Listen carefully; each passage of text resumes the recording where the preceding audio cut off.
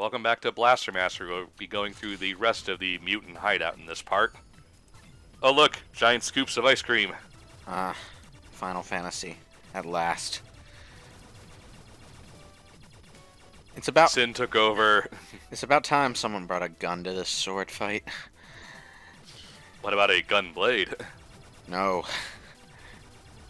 Well, if it's one like gun? lightnings, which turns into a gun, then fine. I'll Guns are cool. Swords are cool. Just combine the two and you've got something really shitty. All right, Squall. We need you to use our gun blade, and then he just picks up a Revolutionary Era musket like this. No. Okay, you say that, but like, okay, in Wild Arms, the gunblade-looking weapon that certain characters wield is actually just like a bayonet. It's a gun with a bayonet affixed to it. That George Washington charging into the English armies wielding a gun blade. Hey. I mean, you're not wrong. Riding a chocobo. George Washington going dun da da da da da. Well, you know, that would have made Final Fantasy: The Spirits Within a lot more interesting. I mean, old British combat is basically a turn-based RPG anyway, because they standed in rows and just shot each other and took turns until they died. And they were part of the reason why, because if you think about it, the United States should not have won the Revolutionary War. The only things that they had going for them was that it took a really long time for the English to bring more shit across the ocean. But one of the only reasons why they won was because they started like shooting at them before they were ready, and they were like, "What the hell is this? You're not in a line waiting for us to kill you." George Washington basically played dirty the entire time. Oh yeah, no, the I forget what the thing is, but you know, the big painting where he's like standing on the crossing boat. the Delaware. That's it. Yeah, he was basically like, it's not as grand as in that painting. No, what happened is I think it was like Christmas. Yeah. And like the mercenaries the British brought were like super drunk because it's Christmas. Yeah. That's what they're doing, and they're like, yeah, let's just attack them at night when they're drunk and passed out. Yeah, and it was also like 3 in the morning when they went over too. It wasn't like dawn or whatever. I mean, to be fair, a lot of art that people have of the Revolutionary War is fake as hell. Because like the one picture signing the Declaration of Independence, most people weren't there. Yeah, they was just like, hey, you're in town, sign this please. Okay, bye. It wasn't like a thing where important looking men stood in a representative from Delaware, you're going to be in next week. Okay, you can come sign it then. Yeah, pretty much. So yeah, like Washington played dirty basically the entire time, which was part of why he was so good at it. Yeah. Although one could argue that instead of playing dirty, he just, fought with intelligence. No, British warfare was really stupid. It's playing dirty by the context of the time. Yeah. So. Yeah, but if they didn't do that though, they would have lost because the British just have more soldier. It's kind of like the opposite version of the Civil War, where the South probably wouldn't have ever won unless if like the Union gave up, because they just had more soldiers and more money, pretty much. And more manufacturing. Yeah, that's also true. The only reason why it's basically like, what if the Revolutionary War didn't have a ocean between England and the United States? It's just like, well, they get steamrolled, and it's like, yep. Basically. This has been history class with BrainScratch Comms. Take notes. This will be on the test. Yeah, this is what we talk about while Blaster Master is happening. Yes. I was not expecting the tangent to take that particular direction. Don't say we're not educational, kids. Consider you the might following. not want to learn some of the things we talk about, but you certainly will learn something. Well, unless you already knew all of that. Did you know that those little things at the ends of your shoelaces are called aglets? I didn't know that. Their true purpose is sinister. What? Wait. I'm quoting the question. Oh, okay. What is their true purpose? Is it? I thought it was just to keep them from fraying. Yes. Fluoride doesn't actually help clean your teeth, but it does make you visible via the spy satellite. I think the Question is one of those DC characters that no one would be aware of if Justice League Unlimited didn't exist. Yeah, he's basically what Rorschach was before Rorschach. Yeah, no, I was going to say it makes a lot more sense that Rorschach was based off of this guy right now. Because Rorschach is basically that guy, but not funny. Yeah.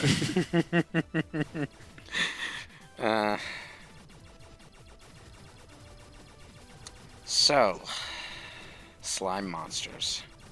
Yep. It's like the most cliche video game thing ever. A slime draws near. Come here. Honestly, that's part of the reason why Dragon Quest turned out so well is because the original design document they gave Akira Toriyama was just like a normal like blob of slime like any other video game. And he was like, but what if... And he drew like a smiley face. And it's like, perfect. Hey, it's a good mascot. Yeah. Speaking of Dragon Quest, though, how about Yakuza Like a Dragon Quest? Oh, man. Now there's Is this based off of Persona? I mean, it's a turn-based RPG that takes place in modern Tokyo. I know, but it's just like, it's funny that it just became kind of a meme because it's just like, this is a game inspired by Dragon Quest. This character in series likes Dragon Quest, and then a lot of news outlets were like, this is an RPG based off of Persona 5, and I'm like, did you read what the developer said about the game? I mean, granted, it looks, I mean, oh god. They've basically said that if it doesn't work out, they're going to roll back to action combat, like, lickety-split. So I'm sure it's not technically Yakuza 7, right? It is technically Yakuza 7, yeah. Oh, actually. okay. It wasn't supposed to be. Originally, it was just Shin Yakuza. But now it's Yakuza 7, The Whereabouts of Light and Darkness, which is a subtitle that only makes sense if you know about Dragon Quest's penchant for really long subtitles. Oh my god. I can't believe... Okay, that's perfect. Oh my god. But here they're doing the Resident Evil 7 thing and calling it Yakuza Like a Dragon, because Like a Dragon is the Japanese name for the Yakuza series. Okay. This is like how Resident Evil 7 was Resident Evil 7 Biohazard. Yeah, I need to play a Yakuza game eventually. I'll probably pick up Yakuza 0 when I don't know, have time to play stuff. Now's a good time to get in this series. They just released, they are in the process of releasing the HD Remastered collection for 3, 4, and 5. 3 is out, 4 comes out like next month, and 5 comes out sometime after. Basically, that means the entire Kiryu saga is now on PS4. So you can just go through the entire series one after the other. I know that a lot of people really recommended 0 for a starting place. So it is a good starting place, yeah. I think I'll try that. It's also, a 40-hour game if you don't do all of the crap, and there's a lot of crap to do. Yeah, it's pretty long.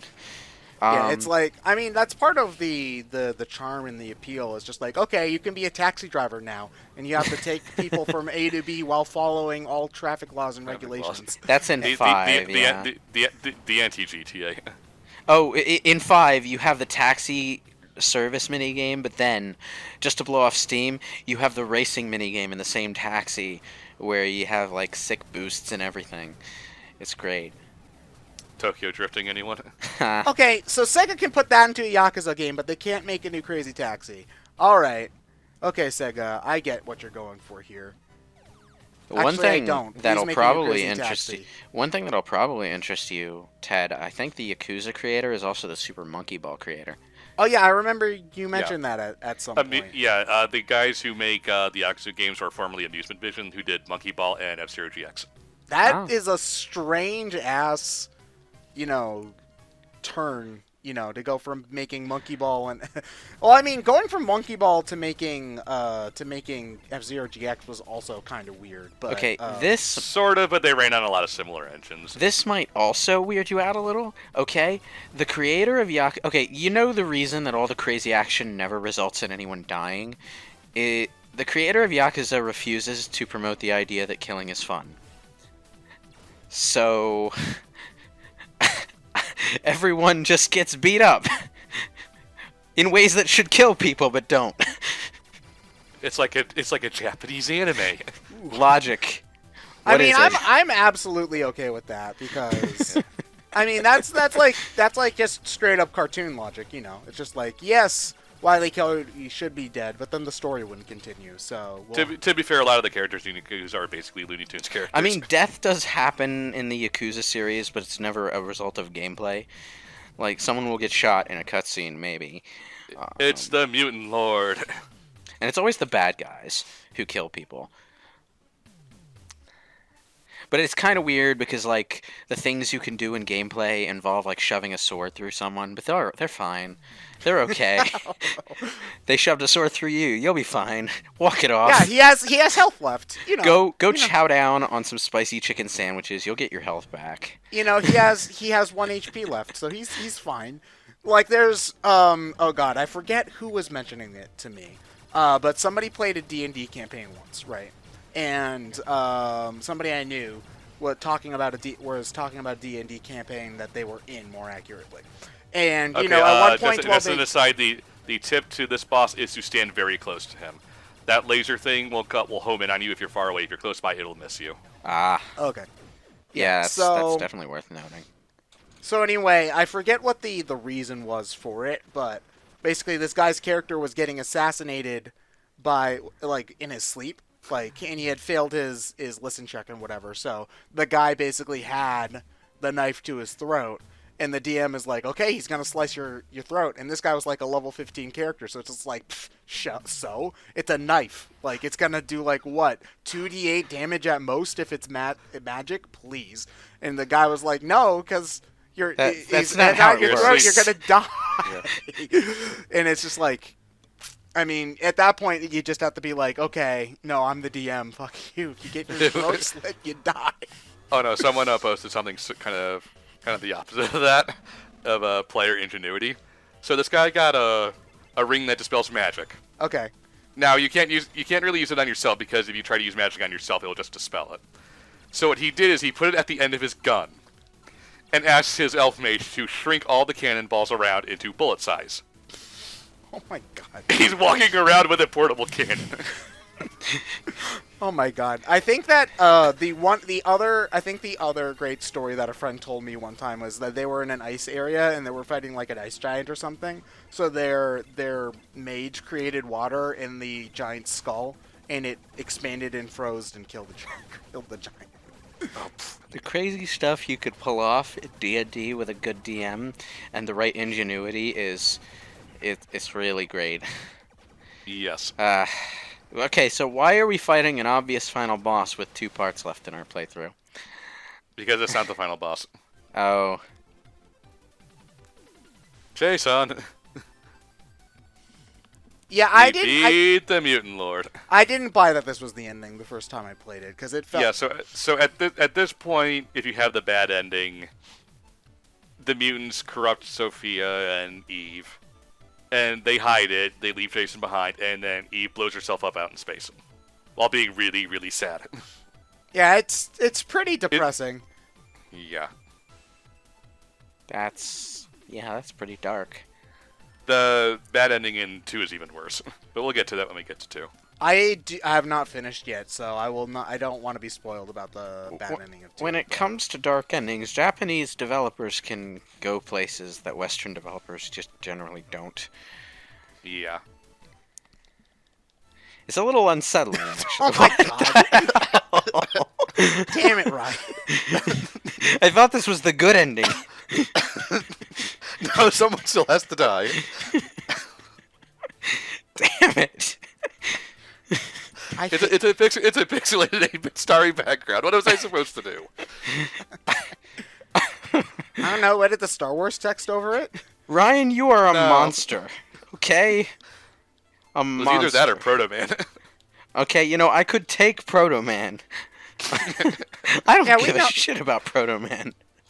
But he has a nuclear core and his dad didn't love him or something. Like, I don't know. I feel like Dr. Light would just be like, hey, you want to come home for dinner? I don't care. Fire the bastard into the sun.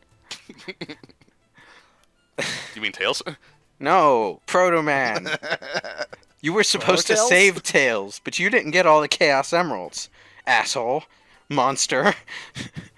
Okay, to be fair, how are you supposed to know that the Chaos Emeralds would save him? / they don't really save him that much. You just like it doesn't matter. The Chaos Emeralds are the difference. keys to the good ending. That has always been true. Yeah, but counterpoint, special stages are bad. Well, then I hope you enjoy Green Hill without flowers, Ted. Oh man. Oh. You didn't save the flowers. Your duty was to save the flowers.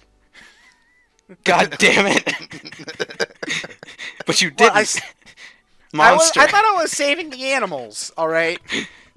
No, it says in the song you have to save the flowers. You also haven't played Sonic CD, in which you actually are saving flowers when you break open the robots. I don't know why. But I guess Eggman honestly, made some vegetarian robots for some reason. Okay, you know what? Using flowers actually makes a little bit more sense than using animals to me, because flowers are self-sufficient. All they need is light. Which they don't get when they're trapped inside of a robot. They can't have windows, all right? Look, I'm just saying, it's not like with the animals where you have to feed them. The robots in Sonic CD ran on Windows. That explains why they were so bad. I mean, it's just like, okay, yeah, we were talking about how good of a movie The Matrix was, but the robot human batteries thing never really made much sense. Oh yeah, humans are not potatoes. Potatoes, those can be batteries, not humans. Thankfully, Fred found us a new tank. You know, as you do, casually find another tank just wandering around. The humans as batteries thing does kind of make sense, though, because, like, okay, computers can't process biological material into energy, but humans can, so feed the humans and then just siphon off the energy. You see? It works. It's like the humans are the middlemen. You know what? The fact that even robot society can't escape from bureaucracy is fitting. So you know what? I'll allow it. Well, we did model them after ourselves, so. Well, you know, the laws of robotics cannot be broken. I mean, except for when they murdered everybody, but we'll forget about that part.